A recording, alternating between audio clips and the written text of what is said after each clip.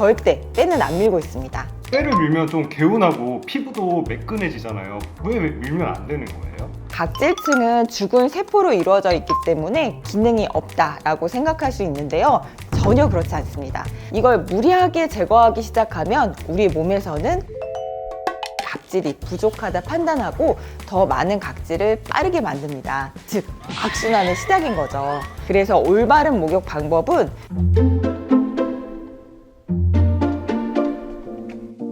안녕하세요. 장수지 원장입니다. 뜨거운 탕에 몸을 불리고 시원하게 때를 밀고 나면 피부결이 매끈해지고 개운한 느낌이 들어 많은 분들이 이런 방법으로 목욕을 하고 계신데요. 하지만 이렇게 목욕하면 절대 안 됩니다.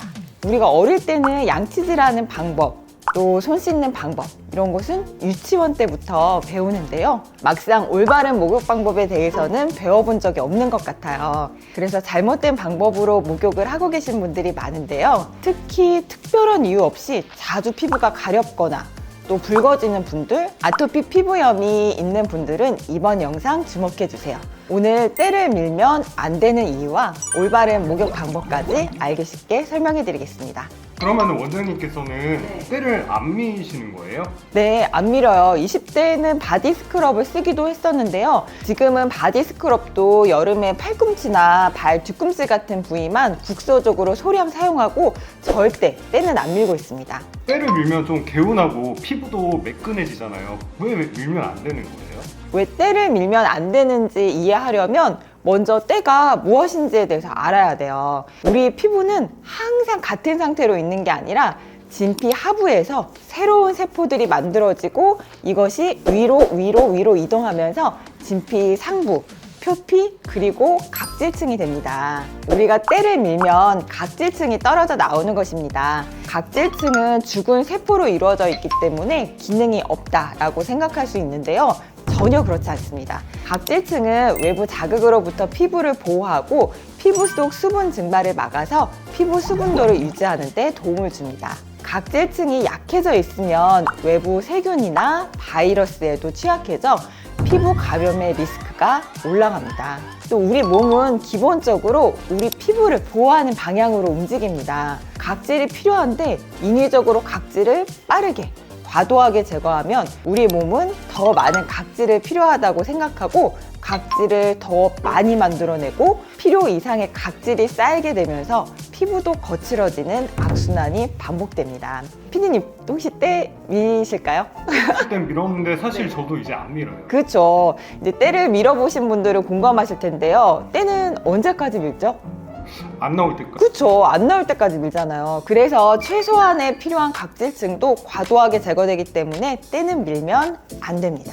아니, 그러면 때는 알겠습니다. 그럼 바른 목욕은 어떻게 해야 해요? 샤워하는 목적이 무엇일까요? 바로 생활하면서 생기는 땀, 피지, 각종 노폐물들을 제거해주는 것입니다. 그래서 올바른 목욕 방법은 피부 보호막을 손상시키지 않으면서 노폐물을 제거해주면 됩니다. 그러면 올바른 목욕을 할 때 지켜주셔야 될 5가지에 대해서 알려드리도록 하겠습니다. 첫 번째, 목욕은 10분 정도로 짧게 해주세요. 단시간 목욕을 하면 피부에 필요한 보호 장벽들도 과도하게 씻겨 나갈 수 있습니다. 두 번째, 35도에서 36도의 미온수로 해주세요. 고온의 물로 목욕을 하면 피부에 필요한 지질막 성분까지 씻겨 나가게 됩니다. 세 번째, 때밀이 수건은 피해주세요. 아주 부드러운 타올로 가볍게 문질러 주세요.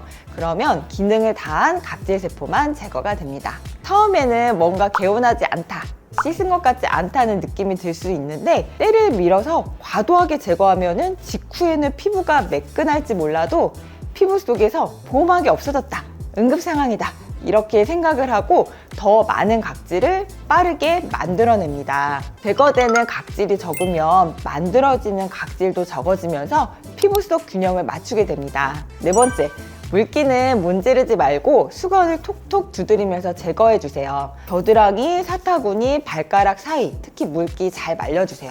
밤에 머리 감고 주무시는 분들은 꼭 두피까지 잘 말리고 주무셔야 합니다. 물기가 잘 제거되지 않으면 곰팡이균이 번식할 수 있으니 꼼꼼하게 물기를 제거해주세요. 5번째, 목욕 직후 바로 보습제를 발라서 피부가 건조해지지 않도록 해주세요.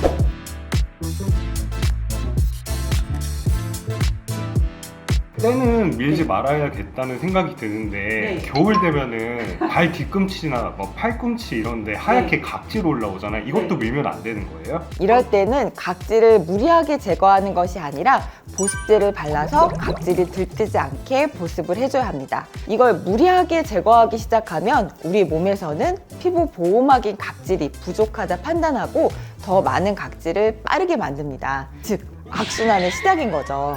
또한 샤워를 자주 하면 피부 표면의 지질막이 과도하게 씻겨나가기 때문에 뱀 비늘처럼 하얗게 각질이 올라옵니다. 따라서 하얗게 각질이 올라온 분들은 보습을 잘 해주시고 샤워 횟수를 줄여주세요. 그러면 언제부터 각질이 좀 덜 올라오고 피부에 변화가 생길까? 궁금하시잖아요. 건강한 피부의 재생 주기는 28일에서 35일 정도입니다. 이 피부 재생 주기가 한 2사이클에서 3사이클 정도 안정적으로 지나가야 피부의 변화를 느끼실 수 있을 거예요. 당장 하얗게 올라온 각질을 뜨거운 물로 불린 다음에 때밀이 수건으로 제거하면 당장은 피부가 매끈해 보일지 모르겠지만 피부가 예민하고 가려워지고 1, 2주만 지나도 다시 하얗게 각질이 올라오실 거예요. 그러니까 조금 여유 있게 생각하시고 내 피부를 근본적으로 건강하게 만들어준다라는 마음으로 보습을 충분히 해주시길 바랍니다. 그러면은 바디워시도 종류가 굉장히 다양한데 어떤 걸 쓰면 좋을까요? 피부 건강을 위해서는 약산성의 클렌저를 추천드립니다. 세정력은 알칼리 클렌저들이 좋아요. 알칼리 클렌저로 씻고 나면은 뽀드득한 느낌이 있는데요. 그 뽀드득한 느낌이 생기는 이유가 피부 보호막까지 과도하게 제거한 것이기 때문에 피부 건강을 위해서는 약산성의 클렌저를 추천합니다. 그럼 샤워 횟수는 적정량이 몇 번일까요? 이거는 피부 상태에 따라서 다릅니다. 피지 분비가 많은 분들은 아침, 저녁 샤워해도 괜찮고요. 보통은 하루 한 번 정도 추천합니다. 근데 나이가 들수록 피지 분비도 좀 줄어들어요. 그래서 각질도 잘 일어나고 피부가 예민해지는 것 같다 하면 이틀에 한 번 정도로 샤워 횟수를 줄이는 것이 좋습니다. 오늘은 때를 밀면 안 되는 이유와 올바른 목욕 방법에 대해서 알아보았습니다. 우리가 때라고 부르는 각질층은 피부를 보호하는 데 중요한 역할을 하니까요. 때를 밀어서 제거하는 것은 피부 건강에 좋지 않다는 점 기억해 주세요. 샤워 횟수는 피부 타입에 따라 다르지만 하루 10분 이내에 미온수로 샤워하고 피부가 건조하고 예민하다면 샤워 횟수를 줄이는 것이 좋다는 점.